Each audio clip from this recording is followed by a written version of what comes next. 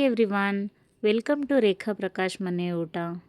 ಇವತ್ತಿನ ಈ ವಿಡಿಯೋದಲ್ಲಿ ಪುಳಿಯೋಗರೆ ತುಂಬ ಇಷ್ಟಪಡೋರಿಗೆ MTR ಪುಳಿಯೋಗರೆ ಪೌಡರ್ನ ಯೂಸ್ ಮಾಡಿಕೊಂಡು ಟೇಸ್ಟ್ ಇನ್ನೂ ಡಬಲ್ ಆಗೋ ಥರ ಹೇಗೆ ಮಾಡ್ಕೋಬೋದು ಅಂತ ತೋರಿಸ್ಕೊಡ್ತೀನಿ. ಹಾಗಿದ್ರೆ ಏನೇನು ಇಂಗ್ರೀಡಿಯೆಂಟ್ಸ್ ಬೇಕು ನೋಡೋಣ ಬನ್ನಿ. ನಾನಿಲ್ಲಿ ಒಂದು ಪ್ಲೇಟಲ್ಲಿ ಎಲ್ಲ ಇಟ್ಟು ತೋರಿಸ್ತಿದ್ದೀನಿ ನೋಡಿ. ತುರಿದಿರೋಂಥ ಕ್ಯಾರೆಟು, ಸಿಪ್ಪೆ ಬಿಡಿಸಿರೋಂಥ ಬೆಳ್ಳುಳ್ಳಿ, ಸ್ವಲ್ಪ ಬೆಲ್ಲ, ರುಚಿಗೆ ತಕ್ಕಷ್ಟು ಉಪ್ಪು, ಸಾಸಿವೆ, ಒಣ ಕೊಬ್ಬರಿ, ಕರಿಬೇವಿನ ಸೊಪ್ಪು ಮತ್ತು ಒಣಮೆಣ್ಸಿನ್ಕಾಯಿ, ಕೊತ್ತಂಬರಿ ಸೊಪ್ಪು, ಜೊತೆಗೆ MTR ಪುಳಿಯೋಗರೆ ಪೌಡರು, ನೆನೆಸಿಟ್ಟಿರೋ ಅಂಥ ಹುಣಸೆಹಣ್ಣು ಮತ್ತು ಕಡಲೆ ಬೀಜ. ಹುಣಸೆಹಣ್ಣನ್ನು ಹುಳಿ ತೊಗೋಬೇಕಾಗುತ್ತೆ ನಾವು, ಅದಕ್ಕೆ ನೆನೆಸಿಟ್ಕೊಂಡಿದ್ದೀನಿ. ಫಸ್ಟ್ ನಾನಿಲ್ಲಿ ಸ್ಟವ್ ಹಚ್ಕೊಂಡು ಒಂದು ಬಾಣಲೆ ಇಟ್ಕೊಂಡಿದ್ದೀನಿ. ಅದಕ್ಕೆ ಎಣ್ಣೆ ಹಾಕ್ಕೋಬೇಕು. ಪುಳಿಯೋಗರೆಗೆ ಸ್ವಲ್ಪ ಎಣ್ಣೆ ಜಾಸ್ತಿ ಹಾಕ್ಕೊಳ್ಳಿ, ಯಾಕಂದರೆ ಚೆನ್ನಾಗಾಗುತ್ತೆ ಟೇಸ್ಟು. ಅದಕ್ಕೆ ನಾನಿಲ್ಲಿ ಎಣ್ಣೆ ಹಾಕ್ಕೊಂಡಾದ್ಮೇಲೆ ಕಡಲೆ ಬೀಜ ತೊಗೊಂಡಿದ್ದೀನಿ ಸ್ವಲ್ಪ, ಅದನ್ನು ನೀಟಾಗಿ ಫ್ರೈ ಮಾಡ್ಕೊತೀನಿ. ಫ್ರೈ ಮಾಡ್ಕೊಂಡು ನಾನು ಅದನ್ನು ಸಪ್ರೇಟ್ ಎತ್ತಿಟ್ಕೊಂಡ್ಬಿಡ್ತೀನಿ, ಅಲ್ಲೇ ಒಗ್ಗರಣೆಲೆ ಬಿಡಲ್ಲ. ಯಾಕಂದರೆ ಲಾಸ್ಟಲ್ಲಿ ಆ್ಯಡ್ ಮಾಡ್ಕೊತೀನಿ.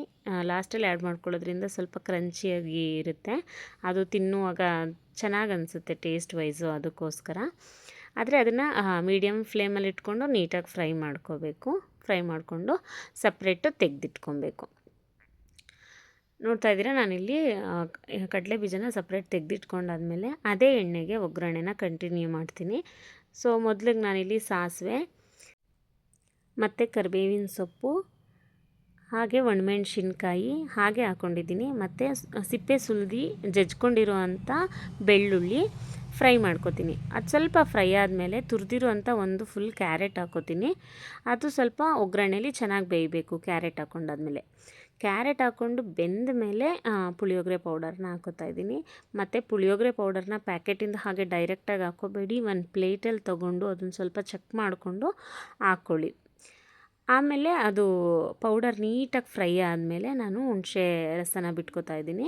ಹುಣಸೆ ರಸನೂ ಅಷ್ಟೇ ನೀವು ಡೈರೆಕ್ಟಾಗಿ ಹಾಕ್ಕೋಕೆ ಹೋಗಬೇಡಿ, ಸ್ವಲ್ಪ ಹಿಂಗೆ ಸ್ಟ್ರೈನ್ ಮಾಡ್ಕೊಂಡು ಹಾಕಿ. ಏನಾದರೂ ಸ್ವಲ್ಪ ಡಸ್ಟ್ ಪಾರ್ಟಿಕಲ್ಸ್ ಇದ್ದರೆ ರಿಮೂವ್ ಆಗುತ್ತೆ ಅಂತ ಅಷ್ಟೇ.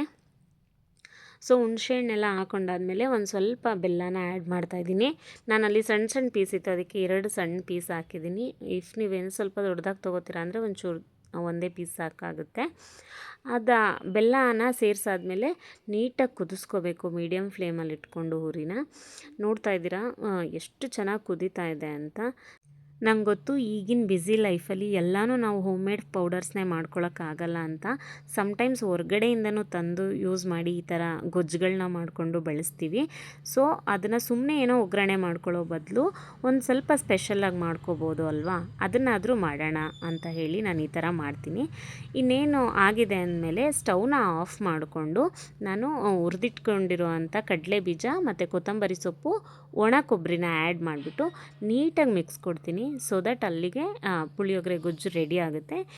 ಇದು ಟೇಸ್ಟ್ ವೈಸ್ ಹೇಗಿರುತ್ತೆ ಅಂದರೆ, ಪುಳಿಯೋಗರೆ ತಿಂದೇ ಇರೋರು ಸಹ 2 ಸಲ ಕೇಳಿ ಹಾಕ್ಸ್ಕೊಂಡು ತಿಂತಾರೆ. ಹಾಗೆ ಯಾರೆಲ್ಲ ಈ ವಿಡಿಯೋನ ಸಬ್ಸ್ಕ್ರೈಬ್ ಮಾಡ್ದಲೇ ನೋಡ್ತಾ ಇದ್ದೀರೋ ಪ್ಲೀಸ್ ಒಂದು ಸಬ್ಸ್ಕ್ರೈಬ್ ಮಾಡ್ಕೊಂಡು ನೋಡಿ. ಹಾಗೆ ಈ ವಿಡಿಯೋ ನಿಮ್ಗೆ ಇಷ್ಟ ಆಗಿದರೆ ಲೈಕ್ ಮಾಡಿ, ಶೇರ್ ಮಾಡಿ, ಕಾಮೆಂಟ್ ಮಾಡಿ. ರೆಸಿಪಿನ ನೀವು ಒಂದು ಸಲ ಟ್ರೈ ಮಾಡಿ, ಖಂಡಿತ ನಿಮಗೂ ಇಷ್ಟ ಆಗುತ್ತೆ. Thank you so much.